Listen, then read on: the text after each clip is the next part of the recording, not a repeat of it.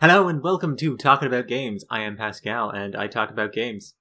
Anyways, this week I am talking about one of my favorite games ever, Life is Strange. Now, Life is Strange is a super cool game about managing dialogue trees while you play a girl in high school. It's pretty interesting. I like it a lot. I'm pretty excited about this if you can't already tell.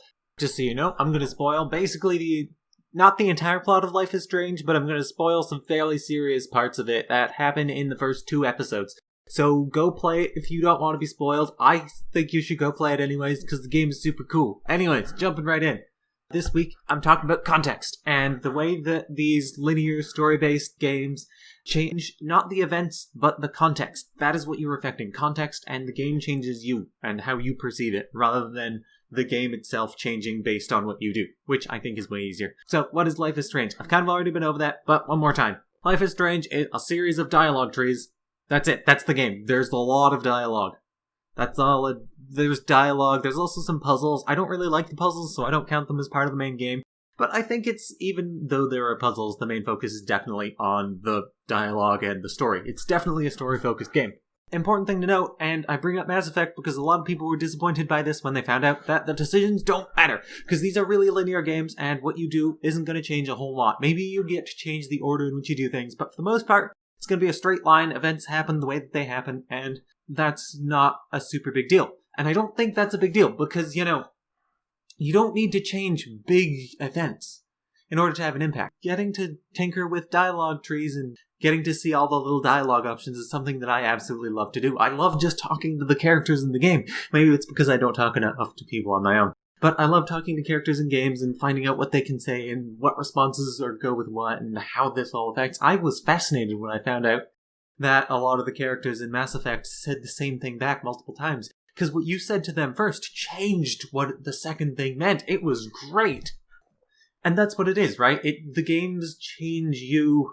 But you know how Telltale games always have that little message where it's like, your decisions matter, and then little pop-ups happen like, Clementine will remember this. This person will remember this. This person got killed. That stuff comes up, and I find it unhelpful because it feels like a lie. And we all know it's a lie because we know that when you're playing a Telltale game or Life is Strange or Mass Effect, your decisions aren't going to be massive branching storyline decisions. And the problem is that the game keeps telling you they are, which keeps reminding me that they're not.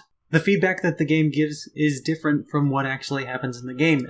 I don't think that lying about that kind of thing is great. But anyways, I want to talk about context and how context is awesome. So, context is super well handled in Life is Strange. Because it just is, okay? I don't know. I'm just going to run through some examples here. But the idea here is that the game doesn't change in a huge amount. They're all fairly minor changes. A lot of the dialogue changes, but that's what you expect, right? The characters talk about the things that happens because the most of your time is spent talking.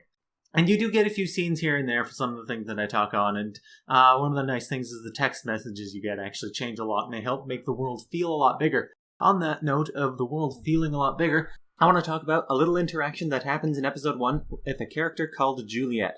And basically a contrived series of events leads you to need to resolve a fight between Juliet and Dana so that you can get into Dana's room and then solve the puzzle. And basically what happens is Juliet's all like, hey, what's my name? Do you even care about me? And I am very, very proud of this, because on my first playthrough, I guessed her name right. There was a 25% chance and I got it right. And that made my character, the character I was playing, Max, not someone who uses time travel to make people like her, but someone who genuinely cared. She's awkward and she's shy and she's definitely way too nosy. But she genuinely cares about these people, and she cares enough to know who they are and to know their name, and to get what's important to them. And I think that really affected how my first playthrough of the game went, because all of a sudden I wasn't inclined to time travel so much, because I didn't want to push the time travel to get people to like me, because that's not what my Max does. My Max genuinely cares that when she fucks up, she fucks up.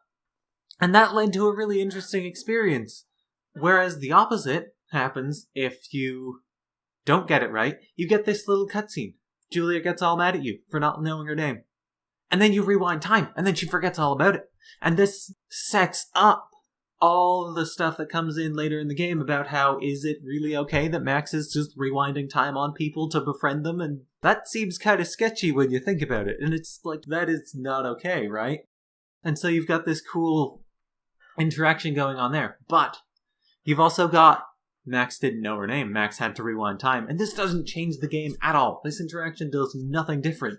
But because of the way that the time travel gets used in the game, you rewind time, you do it again, and you get it right. But you always have that knowledge that Max didn't know who she was. Max doesn't really care, does she? I don't know. Maybe Max is just, absent-minded and doesn't pay attention to those things. But it feels like last name should be something fairly obvious that Max could totally get. Max not getting it makes it seem like she doesn't care, which is why Max goes back. So does Max care because she goes back, or does she go back because she needs to solve the puzzle to keep going in the game? It's just this complicated mess of Max getting everyone to like her, which is really interesting, and that's what the game is all about. And I kind of sidestepped all that and had a simpler narrative the first time around, and that's not bad, it's just different.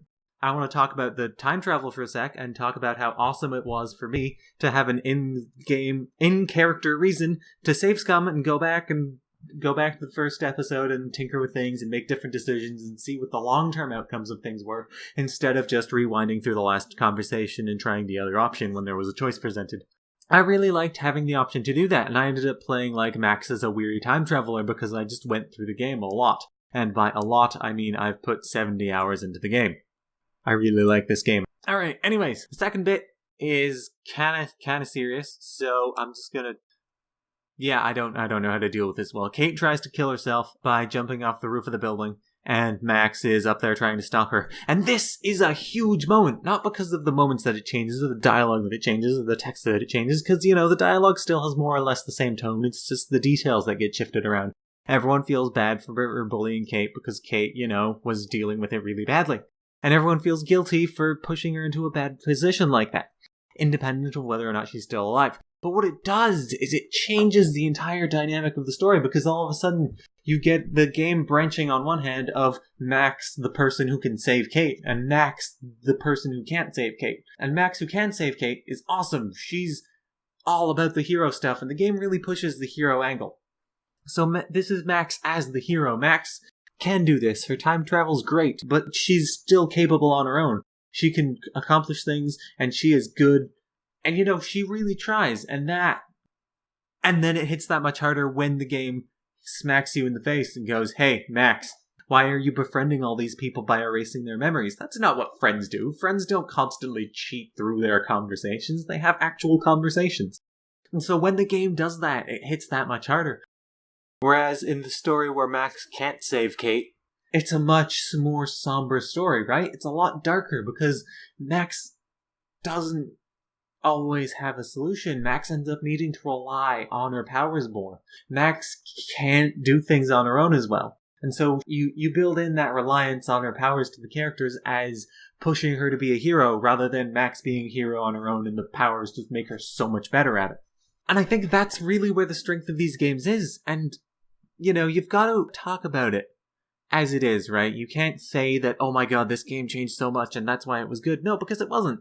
This game mattered because I cared about it. I care about Life is Strange, therefore it matters. And that's why the dialogue and the characters in the game matter, because they change the way that I see the story every time I go through it.